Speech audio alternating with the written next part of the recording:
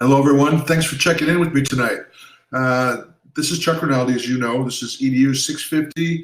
This is the abbreviated class that we have to have because I'll be unavailable for a live class on Wednesday night, November 13th. Instead, you've been required to watch this, I hope, short video. I'm going to try to keep it to an hour with an assignment at the end that you will answer for me next Wednesday on the 20th. So you have between now and the 20th to watch this. It's about 60 slides, and let's get started. I've got the recorder button already on. This is 12:14.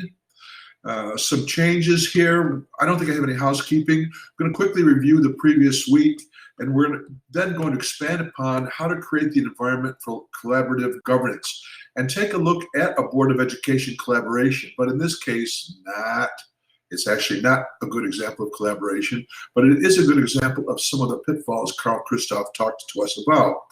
As looking at the agenda, I've made another change.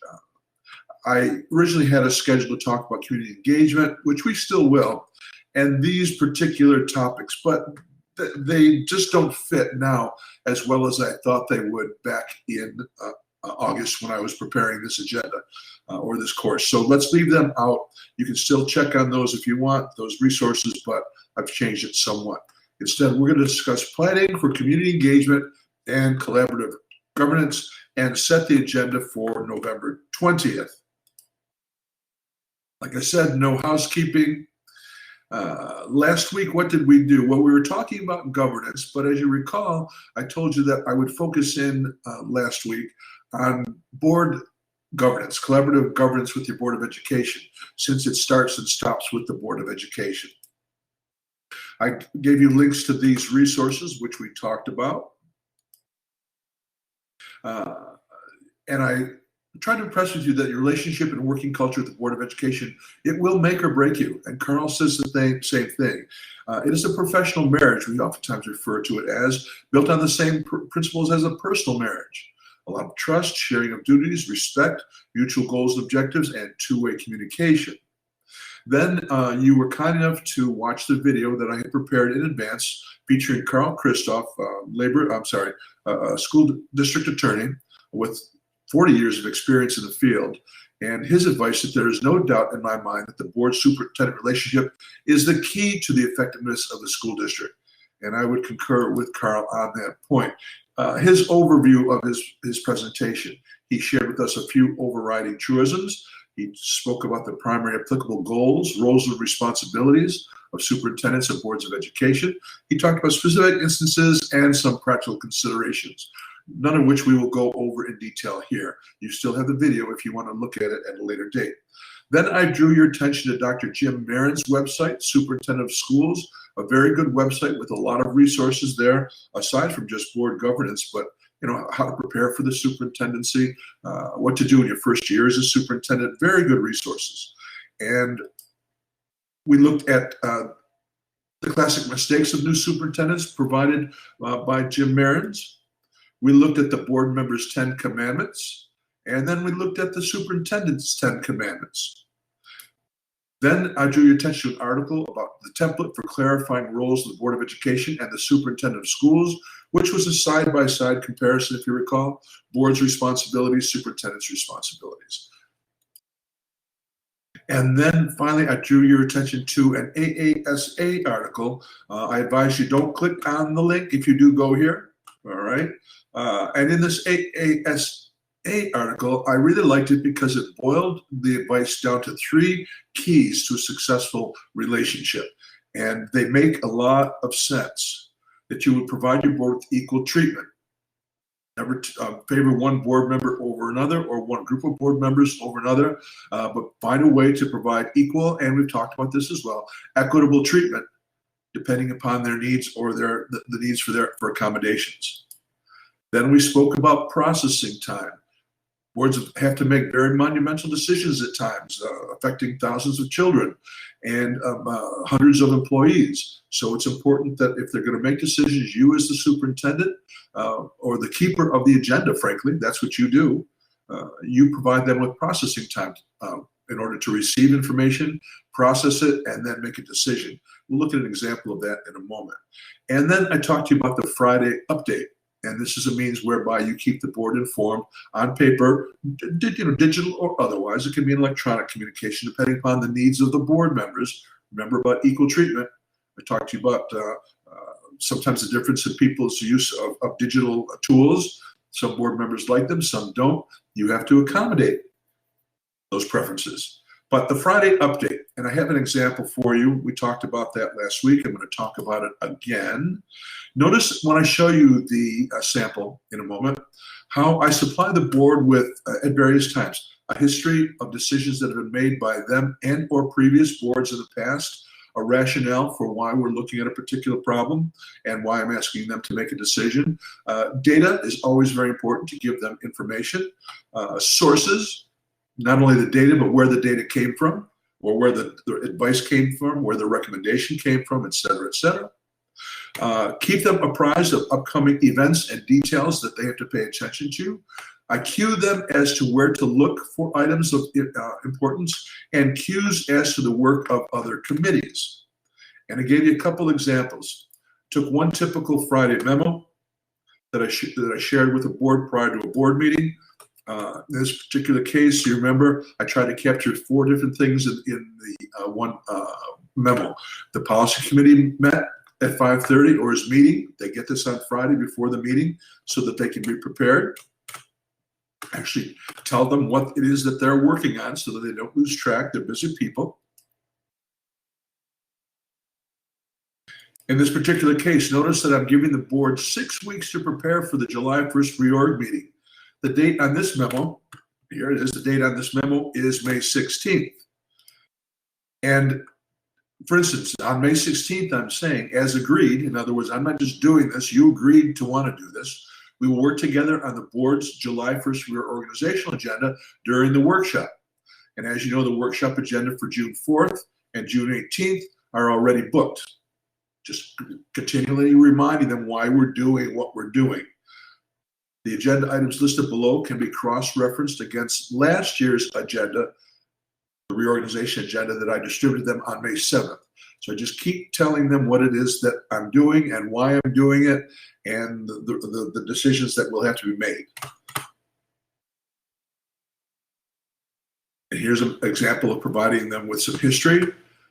Tuition rates for out-of-district students are updated annual. Here's a historical analysis of the rates prepared by, here's a source, Megan Matuzak, which happens to be, she was the district treasurer, along the rates for 14-15 based upon the 3-year rolling average, stipulated where? By board policy, all right? And here's the data that Megan prepared for them. All right, so that was the workshop agenda that they will be preparing for. All right, this is the board workshop. This was the policy meeting before the workshop. This is the board workshop meeting. Here's what they need to, and by the way, as I said, this is not everything on the reorg agenda, just those things that are not routine that will require a new decision. Then we have the regular agenda. Some props here to the high school principal, who actually now is the superintendent of Gowanda. Dr. Anderson is rightly proud of the group of high school students enrolled in our STEM program. So we're trying to build some positive buzz for the STEM program. Say the names of the kids here so the board members know who they are. So those are just examples of how you keep the board informed and keep a very strong working relationship. And we finished with, well, just miscellaneous items about new tiles in the A Commons. So that happens every 2 weeks. Some superintendents send it out every week. I chose to send it out every 2 weeks, and the board was fine with that because, in fact, they met every 2 weeks. So if we focused on the board relationship and collaborative governance, when we look back at the NELP standard, I want to make sure you realize that in modern times, working with your community, your district community, and your governance is all about collaborating with other stakeholders and not just the Board of Education. And we spent some time talking about that. We parsed or broke apart, unpacked the standard, saying that you need these skills to design, implement, cultivate, and evaluate strategies, resulting in effective and collaborative systems for district governance. With who? With school and district personnel, families, and community stakeholders. Yes, that's your job. Everybody's involved in that. Just for the uninitiated, we want to make sure that we understand what governance is. It's a system by which an organization makes and implements decisions in pursuit of its objectives. Now, I wanted to make it clear that you don't necessarily, as the central office, the lead person in the central office, say the superintendent, have to be the individual who does all of the work involved in the community stakeholding decision-making necessarily, but you have to create the environment whereby it does happen. And the smaller the district, the more involved the superintendent will be involved in everything. The larger the district, including the large cities, the more those will be delegated authorities, but you still have to be the central player, superintendent, to create the environment whereby stakeholders do get involved, where they're engaged in decision-making, where you employ a systems approach to problem solving, where you establish measurable objectives based upon your mission and vision and corresponding goals, and design elegant and workable, replicable delivery systems. This is what you need to do in your job as superintendent. So how do you do this? This is what we're going to spend a little more time on tonight. How to create this environment? Well, you have to be cognizant of research and best practices. I'll tell you what, in the interest of time, let me go right ahead and get right to these points, all right? This is where we're going to begin tonight. To be cognizant of research and best practices, be aware of available resources, etc. Let's get right into it. But before we do, what can happen when a Board of Education fails to work collaboratively? I found this about a month and a half ago. Our friends at the Buffalo School Board had precipitated a headline in the Buffalo News. New Buffalo School Board meets and same old tensions flare.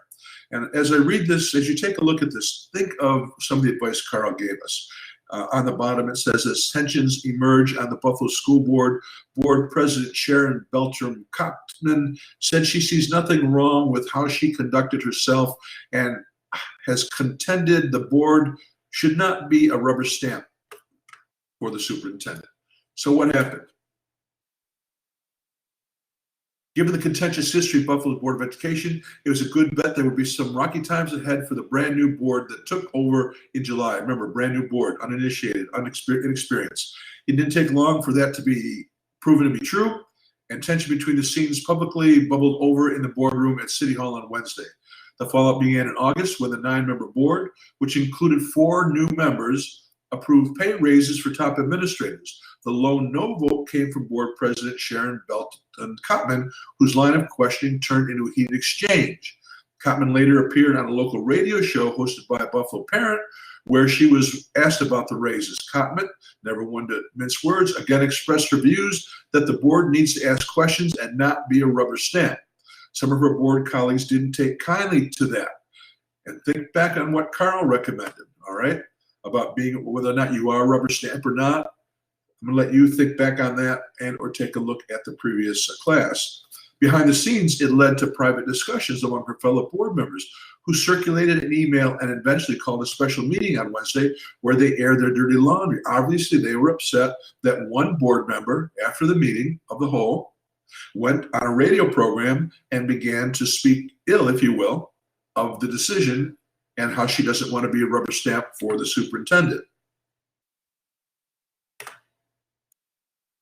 We are one entity, said Kathy Evans-Brown, who represents the East District, and no one should be running around here like they're a solo act or don't have the support of each other. You recall Carl talking about that. You may disagree with the decisions, but when you go out to the public, you have to be able to support the decisions of the full board. Central District Board Member Paulette Woods said Cottman had the right to express her views, and Board Member Lou Petrucci, Ann Rivera, Jennifer McCosey, and Jay argued that it's not about differing opinions, but how board members conduct themselves and represent the board to the public. Recall Carl's advice.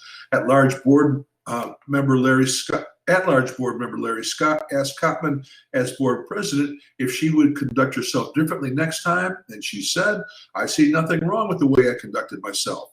At-large board member Terrence Hurd told his colleagues that this was all foolishness and said he didn't seek the board position to babysit or bicker. little bit of history for those of you outside the Western New York area. This is, unfortunately, there's a lot of history with the Buffalo Board of Education, and tends to be their modus operandi, their way of operating, which is to have a lot of bickering between the board members. That prompted applause from some members of the public watching the scene unfold. Samuel Radford, the longtime parent advocate who hosted the radio show, saw the meeting as an attempt by a young board to be transparent, but felt it backfired. Notice, people are new. They're going to be growing pains. A more mature board would not have a special meeting to discuss this item. The board ended up hashing it out for more than an hour before agreeing to turn the page.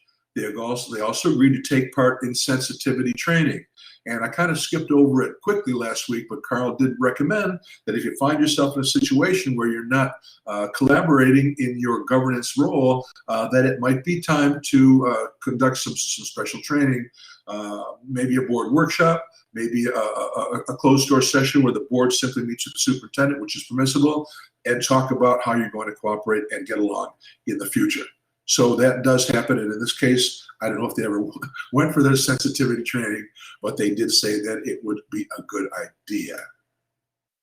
So back to the point, how to create an environment conducive to collaborative governance. Let's take each one by each.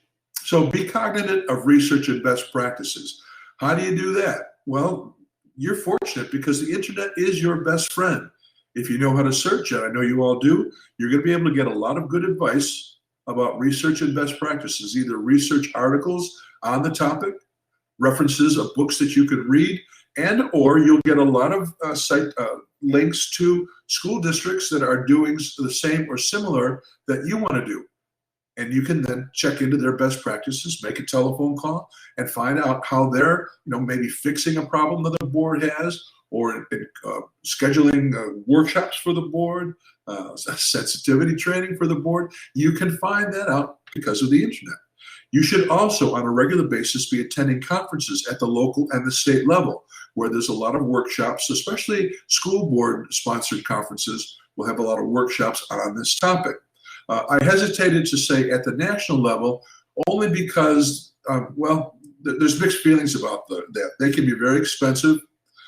Boards of education and the community can see those as boondoggles and not worth the time and the effort. I'm not saying that they're not worthwhile. They may be, but just be careful when you decide to go to San Diego or San Antonio or New York City with your board about the idea of attending a national conference to get information that's certainly available on the internet or at a local and a state level.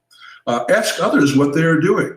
And when you're sitting around at the BOCES superintendent's meeting, ask what others are doing to work on this problem. Network. You should subscribe to BOCES services, and as I just said, attend the BOCES district superintendent's meetings, wherein and during which a lot of these topics will be discussed. Just as maybe as an agenda topic or a topic on the agenda, or a topic that's brought up at a roundtable discussion. And there are social media pages that are out there which will cue you to available resources. The New York State Council of School Superintendents, NYSCUS, here in New York, will help you out help you out a lot. I find that Education Week is also a good place to subscribe and get a lot of information. And ASCD are just three examples. By the way, I didn't put NYSBA, New York State School Boards Association, are all very good resources to follow on social media that will cue you about different things that are going on in the state that might help you with your collaborative governance attempts. So similar to that, be aware of available regional resources. Here in Western New York, we have the Western New York Educational Service Council, which is a part of SUNY at Buffalo. It's housed on the Amherst campus. And other colleges and universities in the area have particular programs. Rochester's another example, has programs that are specifically designed to promote superintendents and superintendents work with boards of education. There are government programs that you may be able to find, say at the state education department level, that can help you with what you're trying to do. BOCES and the Western New York, the RICs, the Regional Information Centers in our case, the Western New York Regional Information Center. They oftentimes will provide you with resources. And there are available resources from arts and cultural organizations as well that just might be helping you with what you want to do. All right, so just things to keep in mind. Third, you can work with business officials to secure the necessary funds. Anything that you're going to do to promote collaborative governance is typically going to require some money. All right, especially if you don't have a culture of collaborative governance in your district and you're trying to promote it, or if you're trying to fix something that has broken. But even in the best of circumstances, there will come times when a superintendent needs to work with his or her board in order to promote collaboration. And you're going to need money. You need money for facilitators and trainers. You may get staff involved, and there may be contractual issues whereby you have to pay staff. So staff stipends would be in order. Refreshments, coffee, donuts, bagels, fresh fruit, maybe a lunch, maybe a dinner if it's a day-long thing, maybe with your board. How about materials and supplies? You might have to purchase instructional resources or videos. You might have to take field trips and make visitations to places that practice what it is you're trying to learn about. And you might have off-campus meetings where you would need to rent a hotel room or a meeting room, and you need room reservations for off-site meetings. So, got to get your hands on the money. 2, you have to be a master planner. You have to master planning skills and know how to run a meeting. You have to be expert at planning to plan, which is just the very initial upfront planning.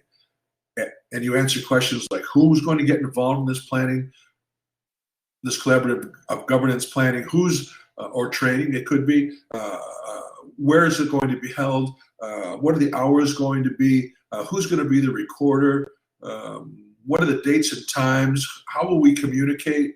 All those very preliminary questions have to be asked at the planning and plan stage, and that's going to fall to you. You have to be good and expert at setting goals and objectives, especially objectives which are measurable, all right, and actionable. We tend to be pretty good at setting goals. When it comes time to setting objectives attached to goals and mission vision, we sometimes fall short of that as educators, and we have to be good at that. And it'd be good to look at SMART goals. Look that up, S-M-A-R-T, SMART planning, used by State Education Department and many others to help you with your setting goals and objectives. How to set an agenda and record minutes. The recording of the minutes would be delegated. You wouldn't be doing that, but you have to set it up so that there is someone assigned to do that, because minutes are very important. And you have to have an agenda. And work in particular if you're working with your board, work with your Board of Education to set the agenda. So even there, you've got collaboration involved. You have to know how to sit back and participate if your meetings are facilitated, or chair the meeting if they're not facilitated. You need to know you need to be good at holding people accountable, because there will be tasks that will be designated in your planning sessions. Results will have to be carried out, and people are going to be assigned within a timeline to get something done. And you have to hold people accountable, make sure that they get that done. And you have to be expert at accessing the data that you're going to need to inform your decisions. So this is your 4th set of skills that you need to know if you're going to be creating an environment for collaborative governance. You need to engage in personal networking to identify stakeholders, because remember, this is all about not just the Board of Education, but collaborative governance with stakeholders. So your identification of stakeholders should happen as an essential part of your entry plan. Remember, I've talked to you about your entry plan should really concentrate on 3 things, I think. What data will you review? And under data, there's 4 types. Demographic data, student learning data, process data, and perceptions data. So what data will you review? What documents will you review? Board policies, collective bargaining agreements, codes of conduct, employee handbooks, board minutes from the previous 2 years, et cetera, et cetera. So what documents will you review? And then lastly, what people will you meet, when, and what will you ask them? And it's that last point. Which people will you meet and when? and what questions will you ask them, which is a big part of you identifying important stakeholders in the district that later on, after you execute your entry plan, you would involve in your collaborative governance efforts. And also, to engage in personal networking, you need to get the heck out of the office. You're a public official. You're much like a mayor or much like a supervisor of a town. You're out there showing your face all the time. You need to attend community meetings. You have to agree to serve on community boards. There might be a hospital board, there might be a youth board, all right? There might be a Boys and Girls Club board in your community, and you might be on it, all right? You need to join civic and church groups, the Lions Club, the Kiwanis, all right? If you practice a religion, you'll naturally be joining a church group. If you live in the community, you would be attending that church. If you're not living in the community, you might still find an affinity for working with a particular church and be part of that church group. And you have to show your face and attend community events, like the 4th of July festivities, Veterans Day parades, fairs and celebrations, the Peach Parade, the Strawberry Festival, the Garlic Festival. You know what it's like. All of those things you want to get out and show your face. And this, of course, I should have put this too. You also want to attend school events, because that's also where you're going to be able to identify people who have an interest in school, and you're going to want to include in your stakeholder groups. And lastly, what you need to do to create an environment of collaborative governance, live by Carl Christoph's advice and Jim Marin's 10 Commandments. It's all there for you. You can do it. All right, so that was last week, and we've been on here for 26 minutes. Let's try to get this done in the next 30. These are new topics which borrow from last week, in addition to the new information I just gave you for the last 10 minutes. And we're going to talk about collaborative governance, but we're going to talk about collaborative governance in terms of reaching out to the community and with other stakeholders. So same NELP standard. First of all, a rationale. Why engage in collaborative governance? Well, if for no other reason, it's a requirement. It tends to be an older requirement. All right, going back to 1994, at the time I was at Lakeshore Central Schools when this came down. It was a bit difficult for us to get our hands around it because we weren't accustomed to purposefully engage in the community. We just didn't do it. The philosophy was, well, the Board of Education represents constituents in the community. That's your community engagement. That's all it takes. All right. And then the Part 100 regulations came out. This Part 100 regulation came out, 100.11, and that required us to create shared decision-making teams. The purpose of school-based planning and shared decision-making shall be to improve the educational performance of all students in school, regardless of such factors, socioeconomic status, et cetera, et cetera. All right. And we had to have a district plan. All right. And had to be approved by the Board of Education. Such district plan shall be developed in collaboration with the committee composed of the superintendent of schools, and it shall include administrators selected by the district's administrative bargaining organization. The superintendent doesn't choose, the bargaining unit does.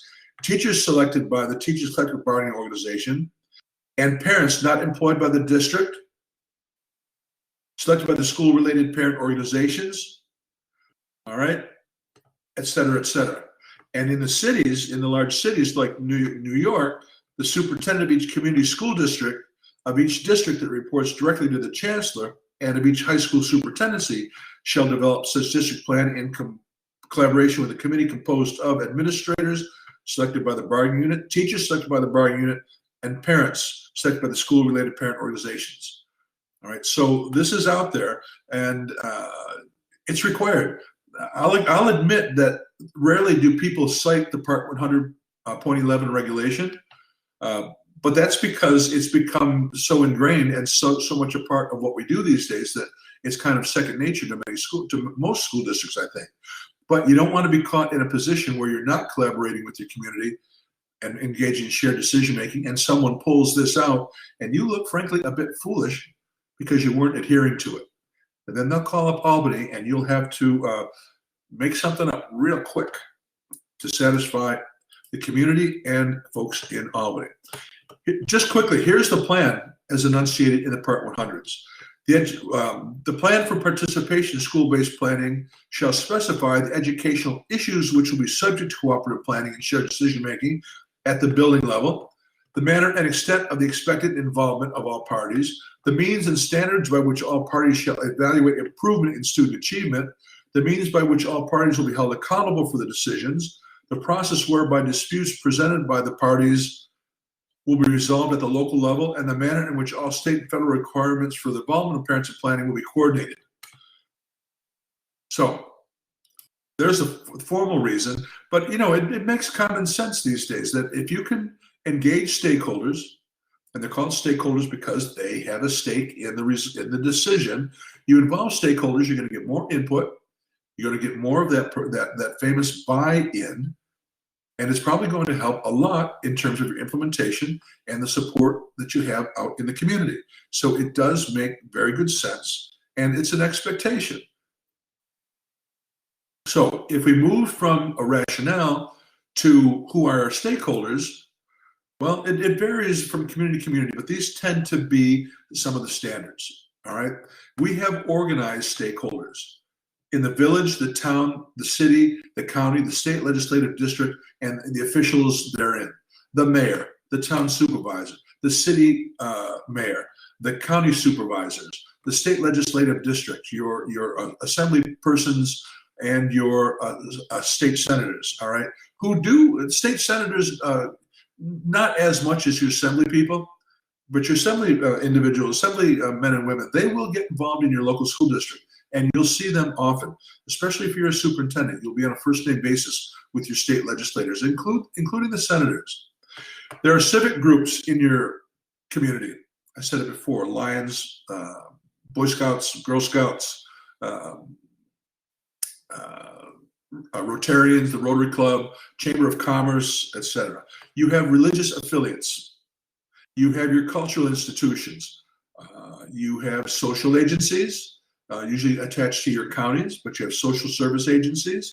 You have parent groups and boosters. You have individuals in higher education, and you have business and industry leaders. These are all your organized stakeholders in your district.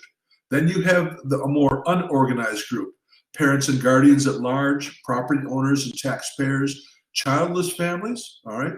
Not just parents, but childless families, senior citizens, and yes, students. So these are your stakeholders outside of school, all right, outside of the school. Because obviously inside of the school, you have stakeholders as well. You have teachers and support staff and bus drivers and principals and cafeteria workers, et cetera, et cetera. I didn't mention here, your organized stakeholders are also BOCES. We work very closely with BOCES, as you know, and BOCES has a stake in your decisions as well. And sometimes it's appropriate to pull in BOCES stakeholders. And I was thinking sometimes that stakeholders will be other school districts as well. Let's look at the gamut here. I think I might have expanded upon it. Government, civic groups, religious, arts and culture, recreational, social agencies, higher ed, business and parents and taxpayers. Okay, so there are a lot. And like I said, BOCES, and you've got all the folks inside of your school as well. Now, in previous course semesters, I've used this resource we've been on for 33 and a half minutes. The Colorado School Boards Association did have a first-rate website for engaging the community. It was called the Community Engagement Toolkit. I tried to go back to the well for this semester, and lo and behold, it's no longer available. But the good thing is that in a previous semester, I actually took screenshots of many of their resources, and I'll be able to share them with you here. Just one comment: while there's no single way to approach community engagement stakeholders, Colorado has developed the following guiding principles for successful community engagement efforts. Community engagement efforts. So principle 1, community engagement is a way of coming to public judgment through deliberation. Public judgment requires that everyone have a stake in an issue, not just elected official. It seeks common ground, but allows a variety of stakeholders to tap their own potential to make a difference. Principle 1. Principle 2, community engagement relies on dialogue, not debate. Dialogue generates a type of knowledge that cannot be acquired in any other way. Information is important, but in dialogue, people draw heavily on feelings and values. Entering into dialogue with the public, where all participants are equal, as a way of saying to people, your views are as good as mine. I can learn from you, which is why I recommend, if you do engage in community engagement, that you oftentimes get a facilitator, so that you give the appearance also that your view is good as mine. I'm just one member of this group. Principle 3, community engagement requires sustained opportunities for discussion. Community engagement is not a one-time activity. It has to become your norm. It does not provide a quick fix to a problem or issue. Community engagement is neither a research nor a promotional tool. In for a dime, in for a dollar. You have to have a genuine trust for the public under Principle 4. It's not a means by which to educate people to a certain point of view. School boards who practice community engagement do not hold public hearings. They hold community conversations. They're not interested in protecting turf. They want to find common ground. Notice the difference. Principle 5, community engagement is two-way communication that builds relationships. Community engagement can connect people to each other and to the institutions and leaders that affect their lives. It brings the public's voice back to public education. And forget this part here. This is the slide that I copied. So Colorado School Boards also provides a community engagement planning guide. I'm not going to go into detail on each bit of this, since we've been together for 36 minutes, and I do plan to keep this as an hour. But I do want to mention just some of the items that are important. First is, if you're going to engage the community, it's a good idea, especially if it's going to be about very important issues, which we'll talk about in a moment, that you as the superintendent initiate, as I said earlier, maybe a workshop meeting with the Board of Education to make sure that they understand what it is that you're planning to do and why you plan on getting community involvement in this decision. So in a work session, talk to the board about what it is you plan to do and why you think it would be a good idea. If you get the okay from the board, all right, then you've got to decide on your issues. And some issues that really come into the fore that are really at the higher level. Let's start there. Issues such as maybe you're having financial trouble in the district. We did in 2002 in Gowanda when I entered the school, the district. It was in bad financial shape, and it was very important that we engage the community in some of the decisions that had, in all of the decisions, frankly, that had to be made. There were a lot of budget cuts, there were a lot of expenditure cuts that had to be made, and we had to increase the tax rate dramatically. This was prior to the 2% property tax cap. And so we had to get the community involved on financial issues. If you have a building project, it's important to get the community involved. If you're going to be talking about consolidated or reorganizing your school district, maybe merging or closing a school, it's important to get the community involved. If you're going to introduce a new curriculum, if you're going to introduce, well, for instance, again, back in Gowanda, we were instituting a new requirement where we were expecting parents to participate in a 1-hour workshop to learn about the dangers of drugs and alcohol before students could participate in extracurricular activities, because that was a privilege and not a right. You would engage the community in what that would look like. So you have to decide on your issue. Some issues deserve community engagement, some do not. You would research your review. Remember I said about you have to know about research and best practices. Determine your audience. This goes back to the planning to plan. This is something you do very upfront. You might do this with your Board of Education. You might do this with your administrative team. Just get together and think about, okay, here's the issue. We're going to talk about closing an elementary school. Who do we think are important stakeholders, and who do we want to get involved? So you sit down with, say, 5 of your most intimate administrators or team and ask the question, who should we get involved? And you have to be inclusive. If you talk to one parent's group, you got to talk to another parent. If you include one parent's group, you have to include another parent group. So if you include grade level teachers at this grade level, you got to include grade level teachers from another grade level. All those who have a stake, and it's important because you want to include a lot of people, but you don't want to include so many people that it becomes an unwieldy committee. So it takes a lot of care and attention to determine your audience. Frame your issue for discussion so that's not all over the place. They recommend to actually test your issue with a target audience if you have the time. Choose your engagement model. Unfortunately, we could link to, previously if this site was active, we could link to effective models, but choose your engagement model. I would recommend go to BOCES, ask the BOCES superintendent if he or she can recommend an engagement model for engaging the community, because others have already done this. You're not the first one. Determine the board's role, if there is one. Remember, this is from the perspective of a school board group in Colorado, but your school board may or may not have a role. Set a timeline for getting things done, another planning to plan a thing on the checklist. Appoint someone who's going to coordinate it, all right? Either you're going to do it as a small school superintendent, or you're going to delegate it to someone else in a larger city-type school, small city or larger city, and you have to have someone responsible for it, all right? You delegate it. Choose your facilitators if you need one, all right? Choose your recorder, who's going to do it, and make sure that it gets done. Determine your location. Remember, planning to plan. Take care of logistics, refreshments, childcare if it's needed, who's going to be the greeters, directions to locations and signage, all of this important stuff. Recruit your participants. How will you, now this is not who you will invite, this is how you will invite them. You're going to send them a letter. Are you going to, rather than designate XYZ, this person or that person to be on the committee, are you going to put out a general call for participants and put it in the school newsletter or in a shout out to everybody in an all call? How are you going to get people involved? How are you going to invite people? That's an important decision. And then you've got to make sure that you use what you hear. Don't call a committee together and say you're going to pay attention to their input and then not do anything with the information. That's a killer. That's a killer. Will kill not just the current effort, but every effort thereafter. And you need to have a communication plan to get the word out, not only to the people on the committee, but everyone outside of the committee that needs to know as well. All right. Those are all very important things that you need to do. Look at, and we've been on for 41 minutes, and we're going to make sure we're going to get done.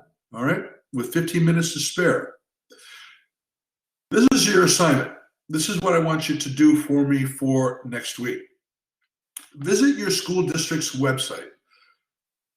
I want you to, it could be your school district or any school district that you choose. Consistent with this mini lesson, you want you to identify what, if any community engagement efforts are in existence in that district, who is on the committee, and what is the express purpose of the committee. So choose a school district, go on their website, or if you have intimate knowledge of it aside from the website, that's fine too. But find out what community engagement efforts, collaborative governance efforts, if you will, are in existence in that district. And then record who is on the committee. And if not the specific names, rather than the names, it's better to know the role of the individuals. So I don't want to know Chuck Rinaldi, principal of this school. I want to know the high school principal, the PTO president, the president of the Chamber of Commerce. All right. I want to know or better yet, the representative from the Chamber of Commerce. I want to know the position, the role of the individual who is on the committee. And I want to know the purpose of the committee. Because we're going to share this on November 20th. I'm going to call on each of you to share the results of your search.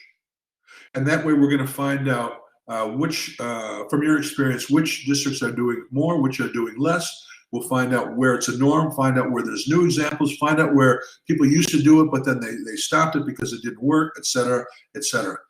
All right, so that's what's going to be next week in your class. Now, here's a search. When I went out on websites and tried to find this information, you can use a couple searches on the website. All right, so if you go into, I don't know, Hamburg Central School District, and you're searching using their search tools, search for shared decision making. You could search for community engagement. You could search for things like Superintendent's Advisory Committee. That should allow you to pick up on different community engagement efforts. You might also in, I don't know, Chrome or in Safari or Google, in their search box, put the name of the school district that you're looking for, and put these other search tools. So Hamburg Central School District, community engagement. Hamburg Central School District, shared decision making. And maybe Google can take you to efforts on the part of that school district to provide for community engagement. All right? All right, that's your assignment. We've been on board here for 45 minutes. I kept my promise. I'm going to leave you now. I don't think I have anything else. Oh yeah, let's do this. Here's the agenda for November 20th. We're going to switch topics for the 20th after I ask you to report back on this assignment. By the way, this is not a graded assignment. It's just something that I've added on, which is going to be part of the 2.5 hours which you're expected to spend time each week with me. All right, so this is in lieu of that. No extra credit for this. If you don't do it, you're going to lose credit, frankly, because I'll consider it not participating in class. You have to have active participation in class. So the agenda for November 20th, we're going to move now to district communication, and we're going to talk on research and best practices focused on communication. And as any good communication plan, it would engage with whom, using what media, and promoting what message. That's what we're going to do next week. Here are your assignments. You're starting to run out of time. This is the 12th? Yeah, I think this is the 12th session. We just have 2 more to go. After this, you want to start getting these assignments in because some of you are running out of time. That's it. Yo-Yo says good night. 46 minutes and 24 seconds means I'm shutting off the camera, wishing you all a good night. Thank you for checking in with me. Thank you for this indulgence for me to take off this evening to attend to issues with my wife. And I'll see you all next week on the 20th. Bye-bye. Take care.